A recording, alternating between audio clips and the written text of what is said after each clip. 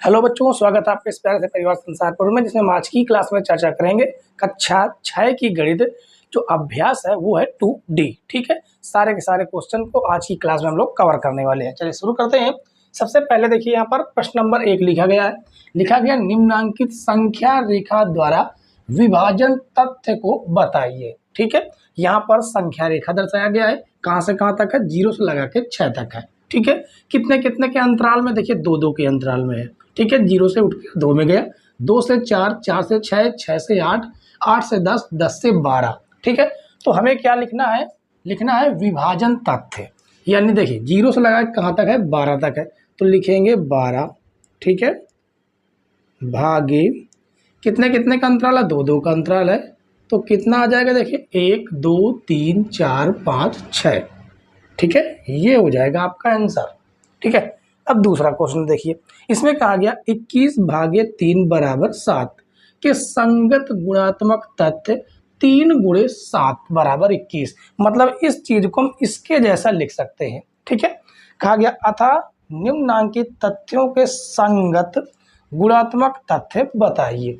तो देखिए समझिए, 21 भागे 3 था बराबर 7 था। इसको कैसे लिखा गया है? 3 गुणे 7 बराबर 21, यानी इन दोनों का आपस में गुणा कर दिया गया है, तो कितना आ गया? 21 आ गया। इसी तरह इन दोनों का भी हम यहाँ पर गुणा करेंगे। 8 गुणे 7 कितना आ जाएगा? 56 आ जाएगा। इसी प्रकार यहाँ पर भी 11 गुणे 6 करेंगे तो कितना आ जाएगा? 66 आ जाएगा। ये इसका आंसर है और ये इसका आंसर है। ठीक है, कहीं पर कोई दिक्कत कोई प्रॉब्लम हो तो आप लोग कमेंट जरूर कीजिएगा। ठीक है, हम आपको और अच्छे तरीके से समझाने का प्रयास करेंगे। चलिए क्वेश्चन नंबर 2 के बाद हम देखेंगे क्वेश्चन नंबर 3, क्वेश्चन नंबर 4। आगे क्वेश्चन देखिए बच्चों, क्वेश्चन नंबर 3, 4 और 5। ठीक है, क्वेश्चन नंबर 3 में कहा गया कि 117 को दो संख्याओं के गुणा के रूप में व्यक्त कीजिए जिसकी एक संख्या 13 है। तो कहने का मतलब ये है कि इस 117 को हमें क्या करना है? गुणा के रूप में लिखना है। इसकी एक संख्या कितनी है? 13 है। तो दूसरी संख्या क्या हो सकती है? 13 में कितने का गुणा करा दे कि 117 आ जाए? वो है आपकी 9। ठीक है, ठीक है, आप चाहे तो गुणा कर सकते हैं। 9 त्रिक 27 के साथ हासिल कितना आ जाएगा? 9 त्रिक 27 साथ हासिल आ जाएगा 2। 9 का 9, 9 2 11। ठीक है, अब यहाँ पर देखिए प्रश्न नंबर 4 में कहा गया क्या ऐसी कोई संख्या संभव है जिसको स्वयं से विभाजित करने पर वही संख्या प्राप्त होती है? तो आप कहेंगे हाँ। हाँ, कौन सी संख्या है? 1 को यदि आप 1 से भाग दें तो कितना प्राप्त होगा? 1 ही प्राप्त होगा। ठीक है, प्रश्न नंबर 5 देखिए। क्या दो विभिन्न शून्येतर, शून्येतर का मतलब होता है शून्य के अलावा, यानी कि कहने का मतलब ये है शून्येतर का मतलब कि केवल हम शून्य नहीं लेंगे, बाकी 1, 2, 3 डैश डैश आप कोई भी संख्या ले सकते हैं। ठीक है, पूर्ण संख्याओं के लिए पहली संख्या को दूसरी संख्या से विभाजित करने पर तथा दूसरी संख्या को पहली संख्या से विभाजित करने पर शेषफल समान प्राप्त होता है। तो आप कहेंगे नहीं, ऐसी कोई भी संख्या नहीं है जिसको सेम, कौन सी? जैसे मान लीजिए पहली संख्या a है, दूसरी संख्या b है। ठीक है, a को b से भाग देने पर जो भी शेष हमें प्राप्त होगा, चलिए इस तरह न लिखकर हम ऐसे लिखते हैं। जैसे मान लीजिए कि हम a को भाग देना है किसमें? b में। जितने ही बार जाए जो शेष हमें प्राप्त होगा, क्या?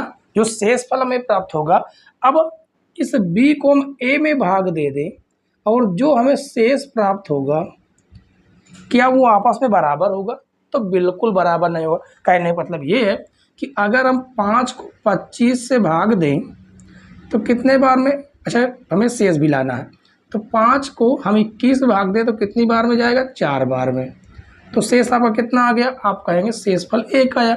जबकि हम 21 का भाग 5 में दें, 21 का भाग 5 में दें तो क्या शेषफल बराबर आएगा?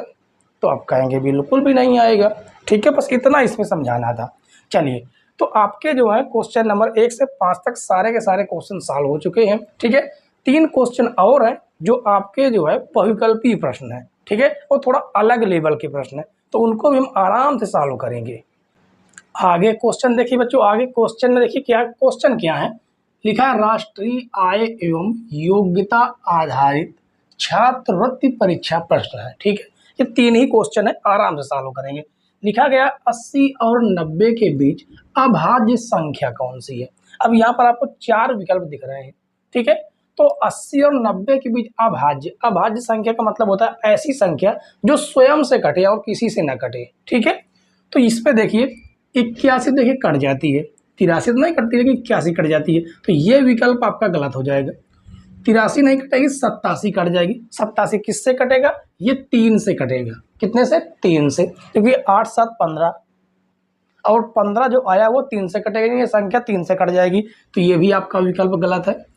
81 9 से भी कटेगी, 3 से भी कटेगी, इसका मतलब ये विकल्प भी आपका गलत है। 83 और 89 ये स्वयं से कटेंगे, यानी ऑप्शन नंबर डी आपका राइट है।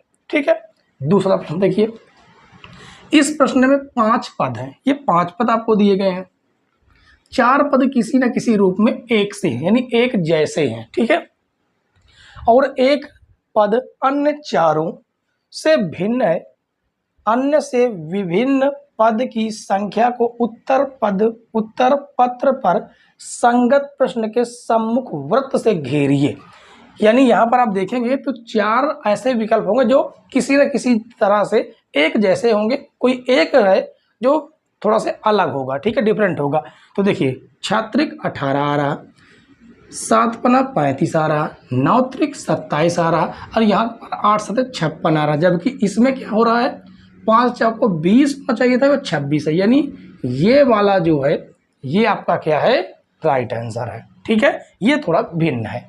अब इसके बाद तीसरा प्रश्न, दिए गए 5 विकल्पों में से लुप्त पद को ज्ञात करना है, बस सिंपल से ये कहा गया है।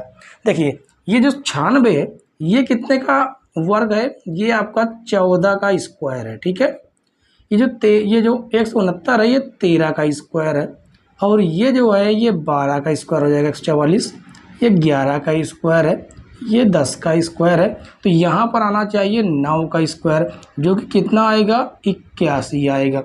तो ऑप्शन नंबर आपका ग नंबर राइट है। ठीक है, तो उम्मीद है बच्चों कि जो आपकी प्रश्नावली थी अभ्यास 2D ये आपको पूरी तरह समझ में आ गया होगा। ठीक है, कल से हम नया चैप्टर शुरू करेंगे, तो इसलिए कल की क्लास में आना ना भूलें। और वीडियो आपको पसंद आई तो वीडियो को लाइक शेयर और अपने यार दोस्तों को जरूर शेयर करें। ठीक है, और चैनल पर नए हो तो सब्सक्राइब जरूर कर लीजिएगा।